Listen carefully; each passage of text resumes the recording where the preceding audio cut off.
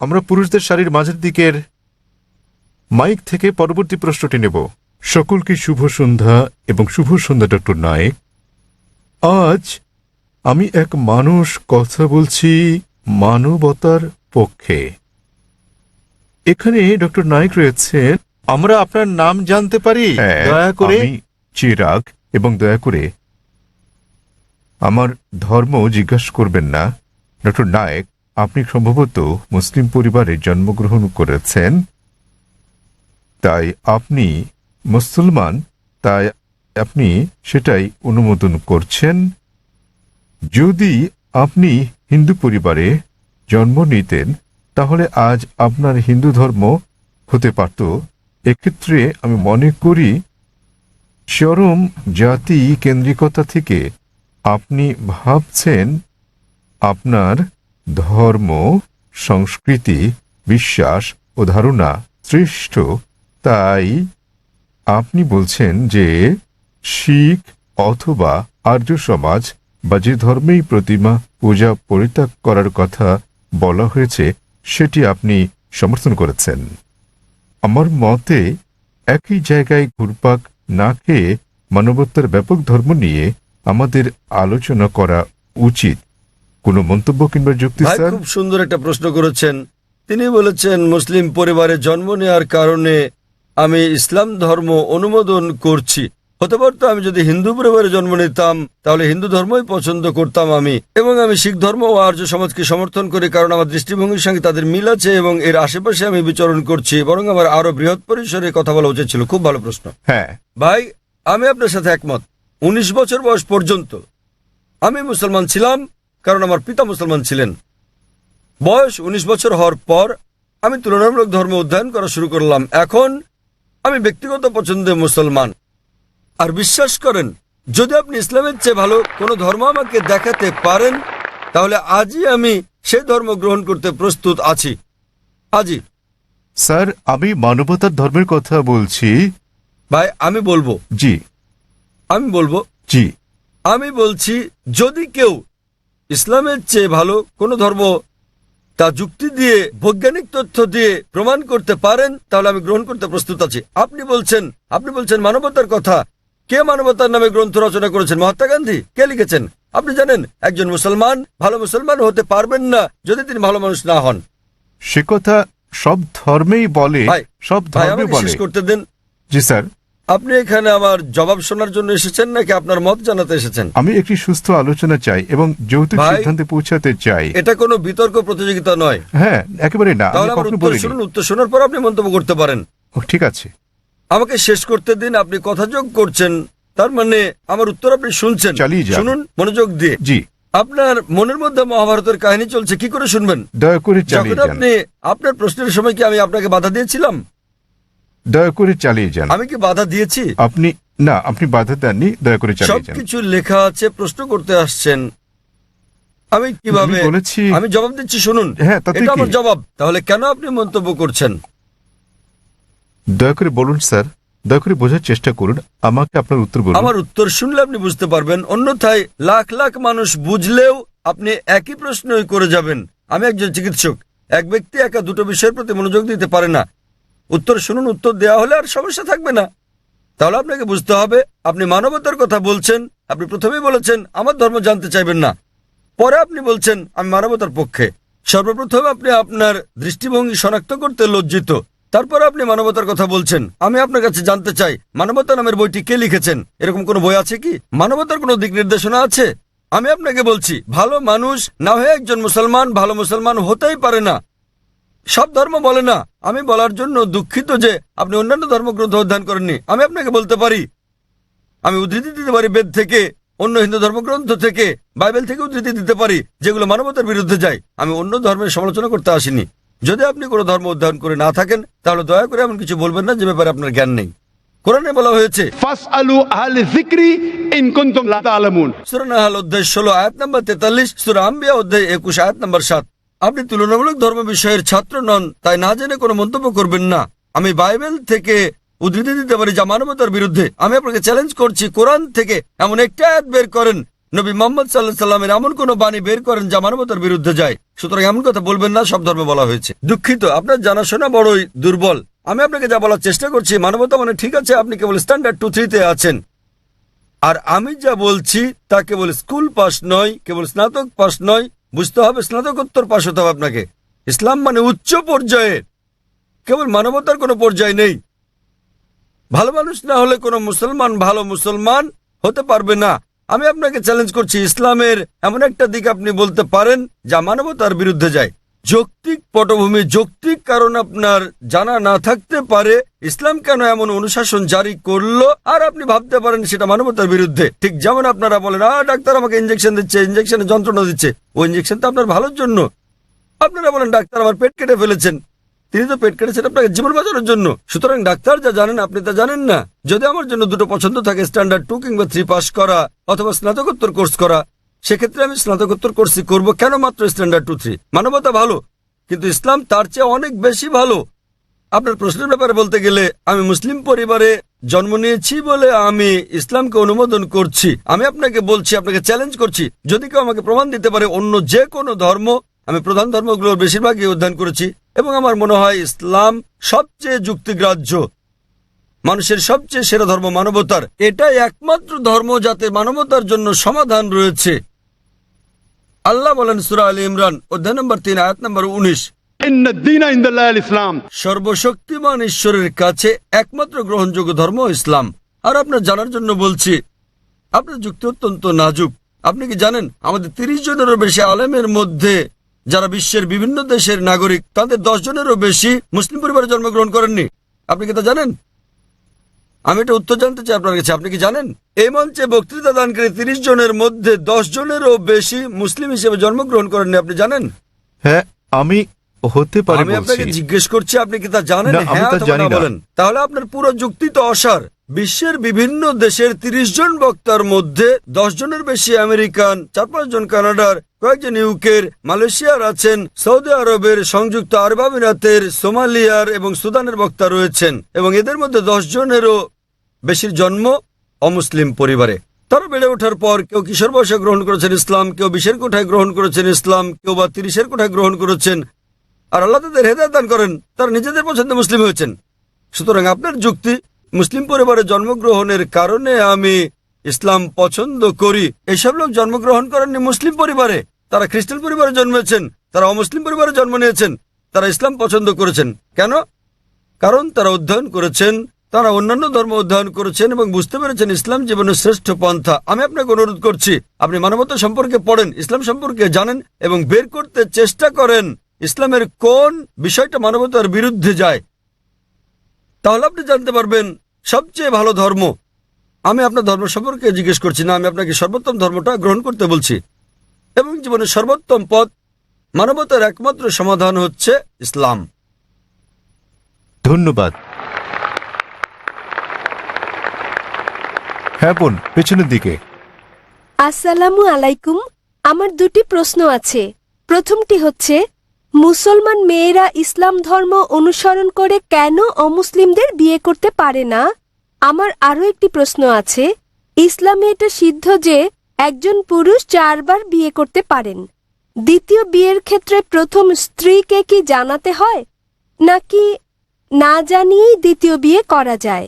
বোন দুটো প্রশ্ন করলেন, তিনি প্রশ্ন করলেন, প্রথম প্রশ্নটা হচ্ছে তার জানা মতে ইসলামে এটা আবশ্যক যে দ্বিতীয় স্ত্রী গ্রহণের আগে প্রথম স্ত্রীর অনুমতি নিতে হয়, এবং তার প্রথম প্রশ্নটা হচ্ছে যে ইসলামে কেন একজন পুরুষ অমুসলিম কোনো মেয়েকে বিয়ে করতে পারে না। আপনার প্রথম প্রশ্ন দুঃখিত, অনুযায়ী প্রশ্নটি এরকম যে মুসলিম পরিবারে জন্মগ্রহণকারী একটি মেয়ে কোনো অমুসলিমকে বিয়ে করে ইসলাম ধর্ম অনুসরণ করতে পারে কিনা। মুসলিম পরিবারে জন্মগ্রহণকারী কোনো মেয়ে কেন অমুসলিম পুরুষদের বিয়ে করে ইসলাম ধর্ম অনুসরণ করতে পারে না?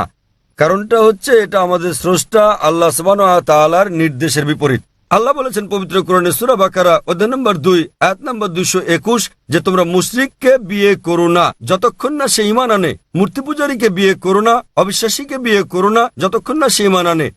এমনকি যারা ঈমান এনেছে তারা যদি কৃতদাস হয়, যারা ঈমান আনেনি তাদের চেয়েও ঈমানদার, অনেক অনেক ভালো। যদিও ওই মুশরিক মানুষ, ওই অমুসলিম তোমাদের মুগ্ধ করে, তবুও এমনকি যদি সে বিশ্বের সেরা সুন্দর পুরুষ হয়, সবচেয়ে ধনী ব্যক্তি হয়, আর সে যদি অমুসলিম হয়, তার চেয়ে একজন মুসলিম পুরুষ, সে কালো কুৎসিত কৃতদাস হলেও অনেক অনেক বেশি ভালো। একইভাবে তারও বলা হয়েছে যে একজন পুরুষ কোন নারী ঈমান না আনা পর্যন্ত তাকে বিয়ে করবে না। একজন মুসলিম নারী যদি কৃতদাস হয়, তবুও সে ওই মোহনীয় অমুসলিম নারী অপেক্ষা অনেক ভালো। আর যৌক্তিক কারণটা হচ্ছে বোন, যে কোনো গাড়ি বা কোনো বাহনের একটি চাকা যদি হয় বাইসাইকেলের আর অপর চাকাটি হয় ট্রাকের, তাহলে কি সেটা চলবে? স্বাভাবিক যে চলবে না। চারটি চাকার সবকটি সমান হতে হবে। এবং আপনি আরো জানতে চেয়েছেন, অমুসলিমকে বিয়ে করে মুসলিম মেয়ে কি ভালো মুসলিম হতে পারবে? কারণটা হচ্ছে যে ইসলাম ধর্মে আমরা চাই আমাদের স্বামী কিংবা স্ত্রী, আমাদের জীবন সঙ্গীরা, তারাও জান্নাতে যাক। এখন স্ত্রী জান্নাতে যাওয়ার পথ খুঁজে পেল, স্বর্গে যাওয়ার পথ খুঁজে পেল, এবং সে ইসলাম ধর্ম অনুসরণ করে জান্নাত পেল। তাকে অনুসরণ করতে হবে কোরআন এবং সহিহ হাদিস। এখন ভাবুন তো, যখন স্ত্রী জানতে পারলো যে সে জান্নাতে যাচ্ছে এবং তার স্বামী, যিনি প্রতিমা পূজা করছেন, যিনি ইসলাম ধর্ম বিশ্বাস করেন না, তিনি যাচ্ছেন দোজখে। পরকালের জীবনের তুলনায় বোন, এই জীবন খুবই ছোট জীবন।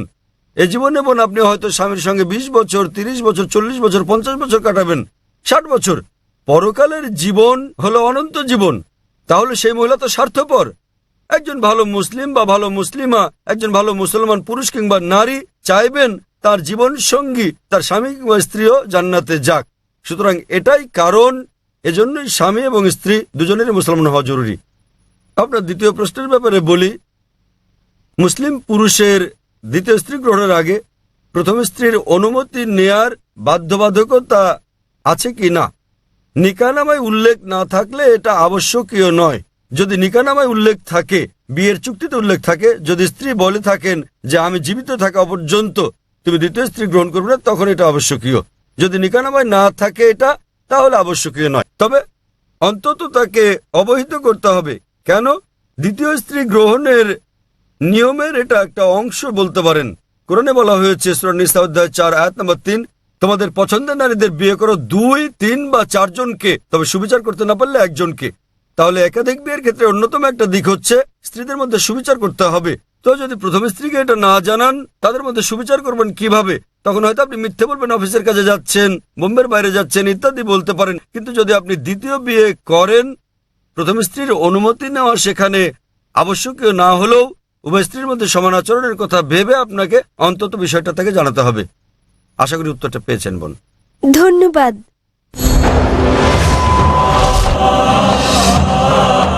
হ্যাঁ ভাই, আপনার নাম এবং আপনার প্রশ্ন। হ্যাঁ, হ্যালো ডক্টর জাকির নায়েক, আমার নাম মাহেন্দ্র কুমার এবং আমি একজন MBA পাস, ফোর্টে থমাস কুকের হয়ে কাজ করি। আমার প্রশ্ন নন ভেজিটেরিয়ান খাদ্য সংক্রান্ত। ইসলামে কি এর অনুমতি আছে? পশু পাখি, জীবিত প্রাণী, আপনি কি একে সহিংসতা বলে মনে করেন না? আমার দ্বিতীয় প্রশ্ন, ননভেজ খাদ্য গ্রহণ কি ইসলামে বাধ্যতামূলক এবং প্রকৃত নিরামিষভোজী ব্যক্তি কি ইসলাম অনুসরণ করতে পারেন? ভাই মহেন্দ্র কুমার খুব সুন্দর একটা প্রশ্ন করেছেন। তিনি বললেন যে ইসলামে আপনারা ননভেজ খাবার খাবেন, আপনারা প্রাণী হত্যা করবেন। কেন ইসলাম ধর্ম প্রাণী হত্যা করার অনুমতি দেয়? এবং একজন মুসলমান কি প্রকৃত নিরামিষভোজী হতে পারেন? ভাই, এই প্রশ্নের উত্তর দেওয়ার আগে আমি আপনাকে বলতে চাই, একজন মুসলমান প্রকৃত নিরামিষভোজী হয়েও খুব ভালো একজন মুসলমান হতে পারেন। এটা বাধ্যতামূলক নয় ইসলামে যে আপনাকে ননভেজ খেতেই হবে, এটা বাধ্যতামূলক নয়। তবে যেহেতু কোরআনে আল্লাহ বলেছেন এবং আমাদেরকে অনুমতি দিয়েছেন ননভেজ খাদ্য গ্রহণের জন্য, সূরা মাইদা অধ্যায় 5 আয়াত 1 এখানে বলা হয়েছে যে তোমরা চতুষ্পদ জন্তু খাও যা তোমাদের জন্য হালাল করা হয়েছে। সূরা নাহল অধ্যায় 16 আয়াত 5 উল্লেখ করা হয়েছে যে তোমরা গো মহিষাদের মাংস ভক্ষণ করতে পারো। সূরা মুমিনুন অধ্যায় 23 আয়াত 21 বলা হয়েছে যে গো মহিষাদের উদরস্থিত বস্তু থেকে আমি তোমাদের পান করাই, এর মধ্যে তোমাদের উপকার রয়েছে এবং তোমরা এদের মাংস ভক্ষণ করতে পারো। সুতরাং যখন সর্বশক্তিমান ঈশ্বর হালাল প্রাণীর মাংস ভক্ষণ করার অনুমতি দিয়েছেন, তখন আমরা কেন খাবো না? এখন যৌক্তিক কারণের দিকে আসি, কেন ইসলাম আমিষ ননভেজ খাদ্য গ্রহণের অনুমতি দিয়েছে। যদি ননভেজ খাদ্যকে বিশ্লেষণ করা হয়, দেখা যাবে এগুলো প্রোটিন সমৃদ্ধ। মানব দেহে 23 প্রকার অ্যামিনো অ্যাসিডের প্রয়োজন রয়েছে, যার 8টি মানব দেহে তৈরি হয় না, খাদ্য দিয়ে এগুলোর চাহিদা মেটাতে হয়। এগুলো অত্যাবশ্যকীয় অ্যামিনো অ্যাসিড নামে পরিচিত। এখন এই 8 প্রকার অত্যাবশ্যকীয় অ্যামিনো অ্যাসিডের সবগুলো কোনো শাকসবজির মধ্যে একসঙ্গে পাওয়া যায় না, কেবলমাত্র মাংসের মধ্যে পাওয়া যায়। সেজন্য কোনো প্রাণীর মাংস শাকসবজির তুলনায় অধিক বেশি পুষ্টিকর। এছাড়াও যদি আপনি বিশ্লেষণ করেন, যদি আপনি তৃণভোজী প্রাণীদের দাঁতগুলো ভালো করে দেখেন, যেমন গরু, ছাগল, ভেড়া, এদের দাঁতগুলো চ্যাপ্টা, এরা কেবল তৃণভক্ষণ করে, মাংস খায় না। যদি আমরা ভালো করে দেখি মাংসাশী প্রাণীগুলোর দাঁত, যেমন বাঘ, চিতাবাঘ, সিংহ, দেখতে পাবো এদের দাঁতগুলো তীক্ষ্ণ, তাদের ক্যানাইন দাঁত আছে। এরা কেবল মাংস খায়, তৃণজাতীয় খাদ্য খায় না। যদি আমরা মানুষের দাঁতগুলো বিশ্লেষণ করি, আমরা আয়নার সামনে গিয়ে ভালো করে দেখি, আমাদের মানুষের চ্যাপ্টা এবং তীক্ষ্ণ 2 ধরনের দাঁতই রয়েছে। যদি সর্বশক্তিমান ঈশ্বর আমাদের কেবলমাত্র শাকসবজি খাওয়ানোর ইচ্ছে করতেন, তাহলে কেন তিনি আমাদের ক্যানাইন দাঁত দিলেন? কেন তিনি আমাদের তীক্ষ্ণ দাঁত দিলেন? কিসের জন্য? স্বাভাবিকভাবে বোঝা যায় প্রাণীজ খাবার খাওয়ার জন্য, মাংস খাওয়ার জন্য। এছাড়াও যদি আমরা মানুষের পরিপাকতন্ত্র বিশ্লেষণ করি, যদি আমরা এটাকে তৃণভোজী প্রাণীগুলোর সঙ্গে তুলনা করি, গরু, ছাগল, ভেড়া, দেখা যাবে এরা কেবল তৃণ হজম করতে পারে। মাংসাশী প্রাণী বাঘ, চিতাবাঘ, সিংহ, এদের পরিপাকতন্ত্র কেবল মাংসজাতীয় খাদ্য হজম করতে পারে, তারা তৃণ হজম করতে পারে না। মানুষের পরিপাকতন্ত্র দুটোই হজম করতে পারে। মানুষের আছে ক্ষুদ্রান্ত, বৃহদান্ত্র। এটা শাকসবজি হজম করতে পারে, মাংস হজম করতে পারে, দুটোই হজম করতে পারে। সর্বশক্তিমান ঈশ্বর যদি আমাদের কেবল শাকসবজি খাওয়াতে চাইতেন, তাহলে তিনি কেন আমাদের এমন পরিপাকতন্ত্র দিলেন যা উভয় হজম করতে পারে? বিশ্লেষণে দেখা গেছে হিন্দুদের অনেকের ধারণা যে হিন্দু ধর্ম মাংসজাতীয় খাদ্য খাওয়া নিষিদ্ধ করেছে। প্রকৃতপক্ষে যদি আপনি পড়েন, মনুস্মৃতিতে উল্লেখ আছে, অধ্যায় নম্বর 5, শ্লোক নম্বর 30, সর্বশক্তিমান ঈশ্বর খাদ্য হিসেবে কিছু প্রাণীকে সৃষ্টি করেছেন আর কিছুকে করেছেন খাদক। যেসব প্রাণীকে খাদ্য হিসেবে সৃষ্টি করা হয়েছে সেগুলো খেলে কোনো পাপ হবে না। মনুস্মৃতি অধ্যায় 5, শ্লোক 31 বলছে যে সর্বশক্তিমান ঈশ্বর কিছু প্রাণী বলির জন্য সৃষ্টি করেছেন, তাদের জবাই করলে পাপ হবে না। মনুস্মৃতি অধ্যায় 5, শ্লোক 40 বলা হয়েছে যে বলিদানের পশু বলি দেওয়ার জন্য অনুমতি আছে, এটা ঈশ্বরের বিধান। সুতরাং হিন্দু ধর্মে প্রাণীর মাংস খাওয়ার অনুমতি আছে। বেদ ও অন্যান্য ধর্মগ্রন্থ পড়লে দেখবেন সাধু সন্তরা প্রাণীর মাংস খেতেন, এমনকি গরুর মাংস খেতেন। মহাভারত পড়লে দেখবেন অনুশাসন পর্ব অধ্যায় নম্বর 88, যখন পাণ্ডবরা একত্রে মিলিত হয়, যুধিষ্ঠির যিনি পাণ্ডবদের বড় ভাই, তিনি ভীষ্মকে জিজ্ঞেস করেন যে কোন খাদ্য আমাদের যজ্ঞে পূজায় দেওয়া উচিত যাতে করে আমাদের পূর্বপুরুষ সন্তুষ্ট হয়। তো ভীষ্ম উত্তর দিলেন যে যদি আপনি লতাপাতা, গুল্ম, শাকসবজি দেন তাহলে আমাদের পূর্বপুরুষেরা 1 মাসের জন্য সন্তুষ্ট থাকবে। যদি আপনি দেন মাছ তাহলে 2 মাস, যদি তাদেরকে মাংস দেন তাহলে 3 মাস, যদি খরগোশ দেন তাহলে 4 মাসের জন্য, যদি ছাগল দেন তাহলে 5 মাস, যদি লবণযুক্ত শুকরের মাংস দেন তাহলে 6 মাস, যদি তাদের পাখি দেন তাহলে 7 মাস, যদি হরিণ দেন তাহলে 8 মাস। এভাবে খাদ্য তালিকা ক্রমশ বড় হতে থাকে। বলা হয়েছে যদি মহিষ দেন তো 11 মাস, যদি দেন গোমাংস আপনি, তাহলে আমাদের পূর্বপুরুষেরা পুরো 1 বছর সন্তুষ্ট থাকবে। এবং যদি ছাগলের লাল মাংস কিংবা গন্ডারের মাংস দেন তাহলে তারা অনন্তকাল সন্তুষ্ট থাকবেন। সুতরাং হিন্দু ধর্ম মতে প্রাণীর মাংস খাওয়া কোনো পাপ নয়। হিন্দু ধর্মাবলম্বী অনেকে জীবিত প্রাণী হত্যা না করার অহিংস দর্শনে উদ্বুদ্ধ হয়ে মাংস খেতেন না, তারাও খেতে শুরু করেছেন।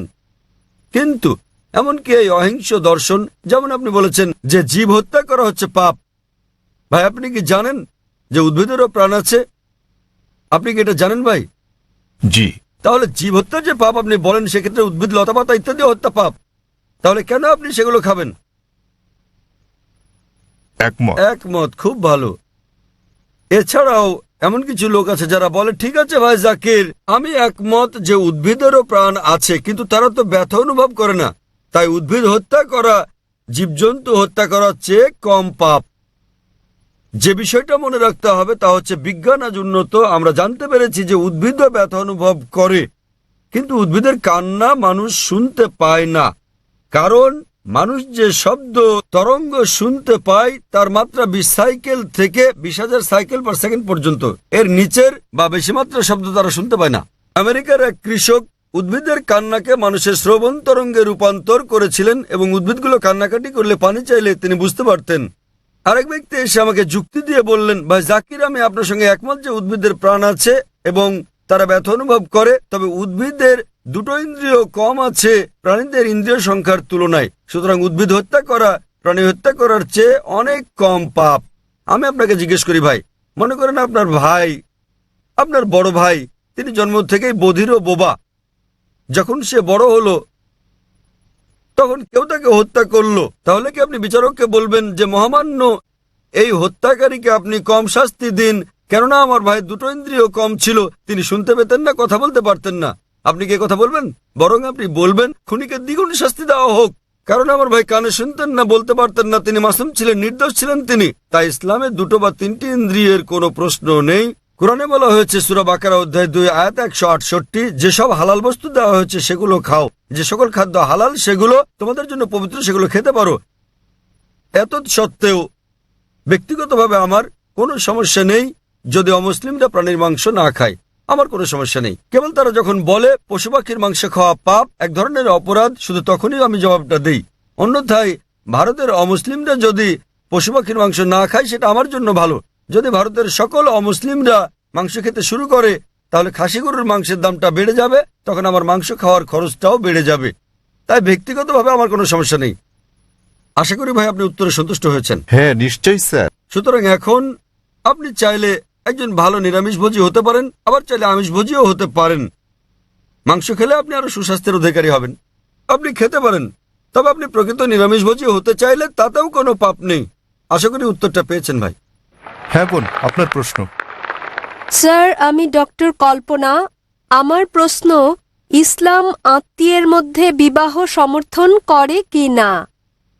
আপনি জানেন চিকিৎসা বিজ্ঞানে অনেক জন্মগত অস্বাভাবিকতার কারণ হচ্ছে স্বগোত্রে বিবাহ, অর্থাৎ আত্মীয়ের মধ্যে বিবাহ।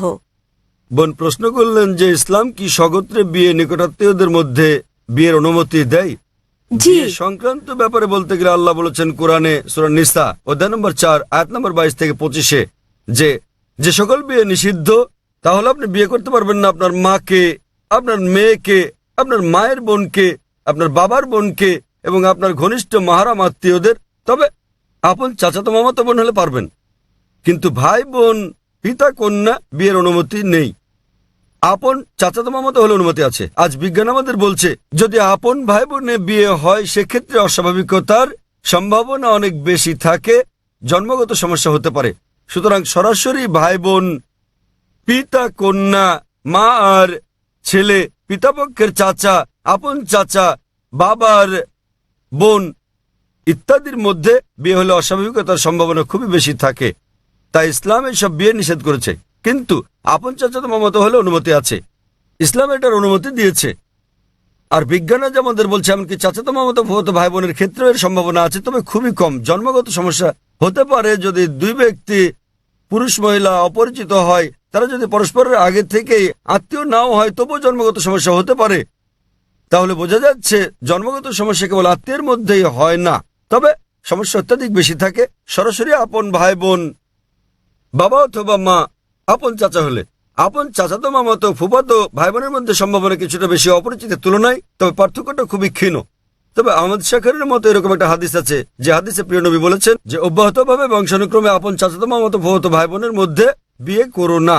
তাই বংশানুক্রমে আপন আত্মীয়দের মধ্যে বিয়ে অব্যাহত রাখলে সমস্যা হতে পারে। অন্যথায় এমনকি মেডিকেল সায়েন্স বলছে বংশানুক্রমিক না হলে সমস্যা নেই, তবে যদি আপন কাজিনদের মধ্যে বিয়ে অব্যাহত রাখা হয়, যেমন ধরেন কাজিন আবারও কাজিন আবারও কাজিন, তাহলে সম্ভাবনা কিছুটা বাড়ে। এমনিতে সাধারণভাবে কোনো সমস্যা নেই। আশা করি বোন উত্তরটা পেয়েছেন। আপনাকে ধন্যবাদ।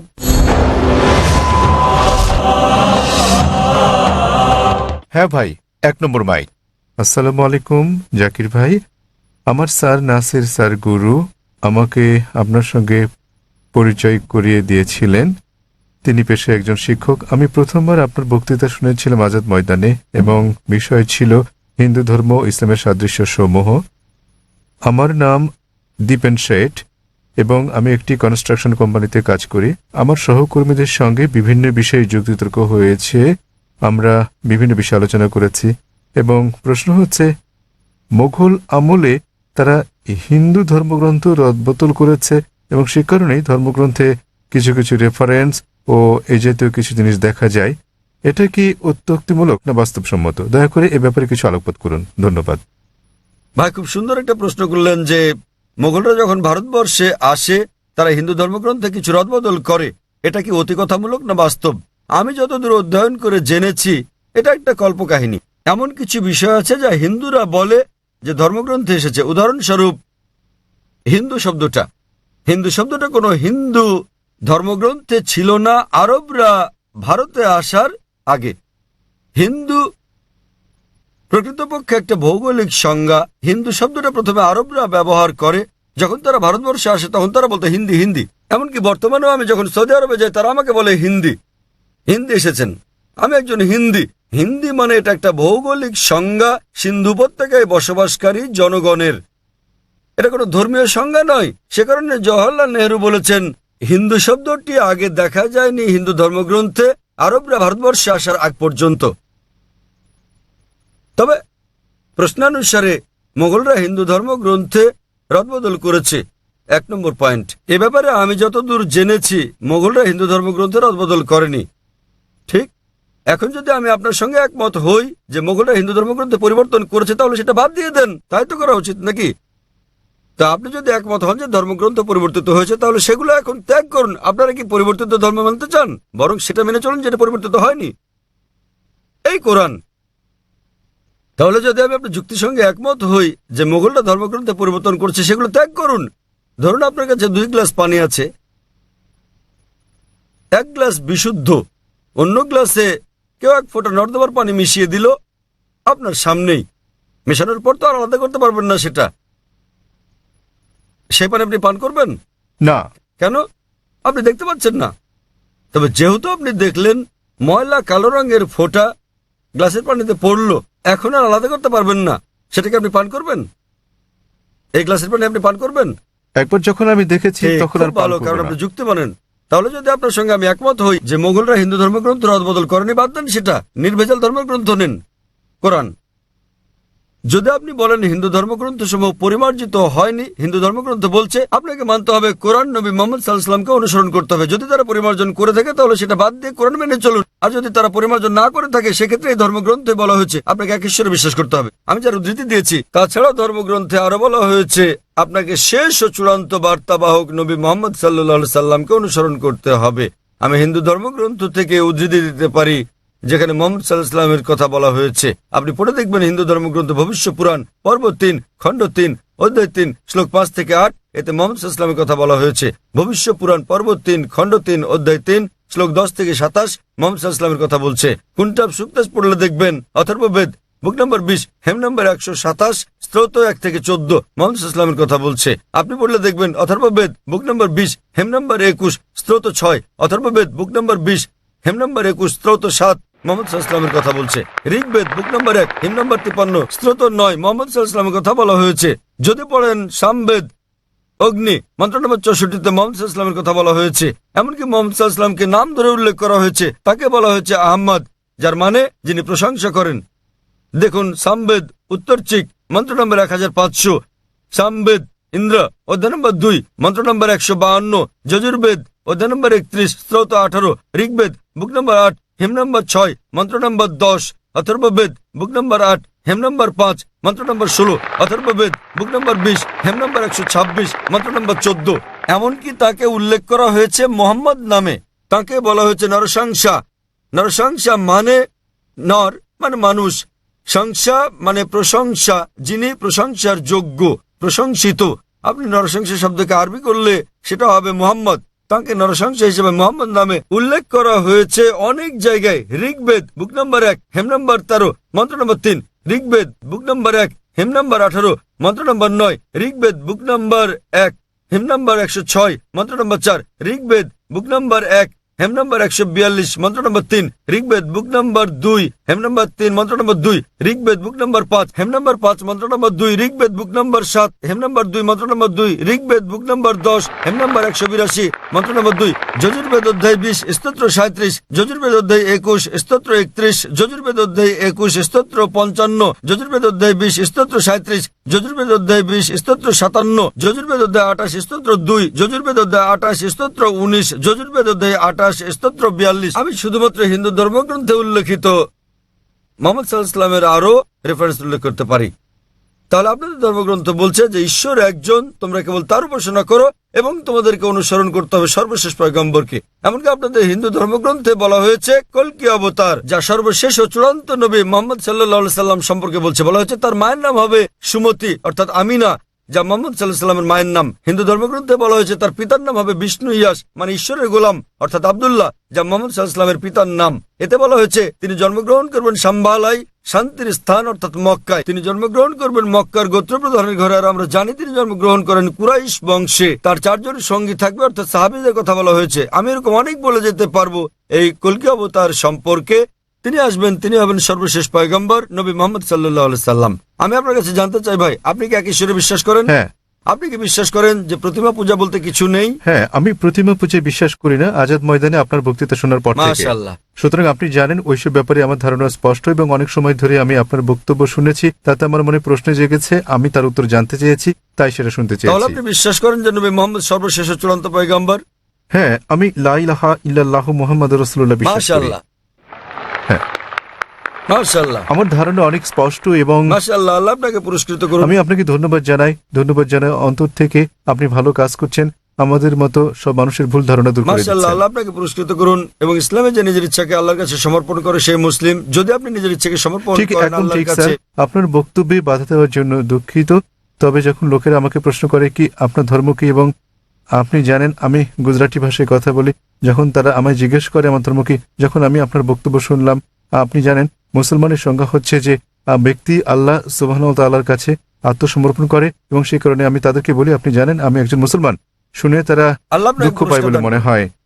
আমি গুজরাটি ভাষায় কথা বলি, তাই তারা কষ্ট পায়। আমি ভালো করে জানি, আপনি জানেন আমি মুসলিম অথবা সেরকম কিছু, কিংবা আপনি জানেন আমি মুসলমান পটভূমির পরিবার থেকে এসেছি, তাই আমি যেমন পরিবারে জন্ম নিয়েছি আমি তেমন। তথাপি আমি জানি কোনটি ঠিক, এবং আমি অধ্যয়ন করছি, এবং আমি আপনাকে বলছি আমি যা জানি ক্ষুদ্র পরিসরে তা প্রচার করি যতটা আমি পারি। ধন্যবাদ স্যার। ধন্যবাদ ভাই, আমি সত্যিকারেই আপনার প্রশংসা করি, এবং আল্লাহ আপনাকে জান্নাত দান করুন। আপনার যে কোনো জিজ্ঞাসা, যে কোনো প্রশ্ন থাকলে আমাদের সঙ্গে যোগাযোগ করলে খুশি ধন্যবাদ। হব। আপনাকে অনেক ধন্যবাদ। ধন্যবাদ। আমরা পুরুষদের শাড়ির মাঝের দিক থেকে পরবর্তী প্রশ্নটি নিতে পারি। আমাদের আর একটি বা দুটি প্রশ্ন নেওয়ার সময় আছে। আসসালামু আলাইকুম স্যার, আমার নাম অজয় বৈষ্ণব। আমি আপনার ক্যাটারিং এ ভিআইপি লাউঞ্জে কাজ করি। আমার প্রশ্নটি আমার পরিবার ও সবার জন্য। সকল গ্রন্থে লেখা হয়েছে ঈশ্বর একই রকম ও ঈশ্বর একজন। তাহলে যখন আমি আপনাকে বলি আসসালামু আলাইকুম, তখন আপনি আমায় বলতে পারেন হারি ওম কিংবা হারি ওম শান্তি। আসসালামু আলাইকুম মানে আপনার উপর শান্তি বর্ষিত হোক, এবং ওম শান্তি মানেও আপনার উপর শান্তি বর্ষিত হোক। তাহলে কেন আপনি ওম শান্তি বলতে পারছেন না? ভাই প্রশ্ন করলেন যে আমরা বলি আসসালামু আলাইকুম মানে আপনার উপর শান্তি বর্ষিত হোক, ওম শান্তি মানে আপনার উপর শান্তি বর্ষিত হোক। শান্তিতে কোনো সমস্যা নেই, সমস্যা হচ্ছে ওম। সমস্যা কি স্যার? এই ওম হিন্দুরা ভাবে ওম মানে ঈশ্বর। ওম শান্তিতে কোনো সমস্যা নেই। যদি ভাষান্তর করেন আসসালামু আলাইকুম আপে শান্তি হোক, কোনো সমস্যা নেই। শান্তি সমস্যা নেই, পিস কোনো সমস্যা নয়, সালাম কোনো সমস্যা নয়। সমস্যাটা হচ্ছে ওম। আমাদের বুঝতে হবে যে আমরা বলি আপনার উপর শান্তি বর্ষিত হোক, আমরা সেজন্য আল্লাহকে অনুরোধ করছি। ওম অপর একটা ধারণা, এক্ষেত্রে মানুষের বিভিন্ন রকম ধারণা রয়েছে। তাই আপনি যদি বলেন আপনার উপর শান্তি বর্ষিত হোক, তাতে কোনো সমস্যা নেই। কিন্তু যখনই আপনি বলেন ওম, তখন জনমনে একটা নেতিবাচক চিত্র চলে আসে। ওম কথাটি হিন্দু ধর্মের, এটা কোনো দেবতার ব্যাপারে কিছু হতে পারে, কোনো মূর্তি আছে, সে কারণেই সমস্যাটা। ভিন্ন দিকে না গিয়ে স্পষ্ট করে বলা ভালো। তাই কেবল শান্তি বলাই কোনো সমস্যা নেই। আরবিতে আমরা বলি আসসালামু আলাইকুম আপনার উপর শান্তি বর্ষিত হোক, বাংলায় কিংবা আপ্পে শান্তি হোক। যখনই আপনি শান্তির সঙ্গে ওম যোগ করেন, তখন বোঝে আপনার স্রষ্টা ছাড়া অন্য কেউ সেটা দেবেন, সেখানেই সমস্যা। আমি আশা করি আপনার উপর শান্তি রয়েছে ভাই। হ্যাঁ স্যার, আশা আপনাকে করি আপনি ধন্যবাদ শান্তিতে বসবাস করেন। স্যার। জি স্যার, ধন্যবাদ ভাই। বিদায়।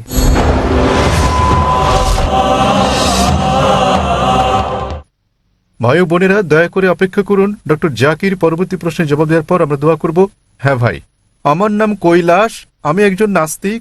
আমার প্রশ্ন, কেন মুসলমানরা বিশ্বাস করে যে যিশু পিতা ছাড়া জন্ম নিয়েছেন, যেখানে কোরআনে বলা হয়েছে যে আল্লাহ বলেছেন তিনি স্বর্গমর্তের স্রষ্টা, কি করে সঙ্গী ছাড়া তার পুত্র জন্ম নিল? ভাই প্রশ্ন করলেন যে মুসলিমরা বিশ্বাস করে যে যীশুখ্রিস্ট তার উপর শান্তি বর্ষিত হোক জন্মগ্রহণ করেন পিতা ছাড়াই, কিন্তু কোরআনে বলা হয়েছে কি করে সর্বশক্তিমান ঈশ্বরের স্ত্রী ছাড়াই পুত্র লাভ করলেন। ঈসা আলাইহিসসালামের বিস্ময় কোরআন বলছে সূরা আলে ইমরান অধ্যায় 3 আয়াত নম্বর 47, যখন মরিয়ম আলাইহিসসালাম বলেন মাদার মেরি, কি করে আমার একটি পুত্র সন্তান হবে যখন কোনো পুরুষ আমাকে স্পর্শ করেনি, তখন উত্তর দেন ফেরেশতা জিবরাইল, فإذا قضى أمرا فإنما يقول كن فيكون। যখন আল্লাহ কোনো কিছু করার ইচ্ছা করেন তখন তিনি বলেন হওয়ার অমনি হয়ে যায়। একই রকম কথা সূরা আলে ইমরান অধ্যায় 3 আয়াত নম্বর 59 আল্লাহ বলেছেন, إن مثل عيسى عند الله كمثل آدم خلق من تراب ثم قال له كن فيكون।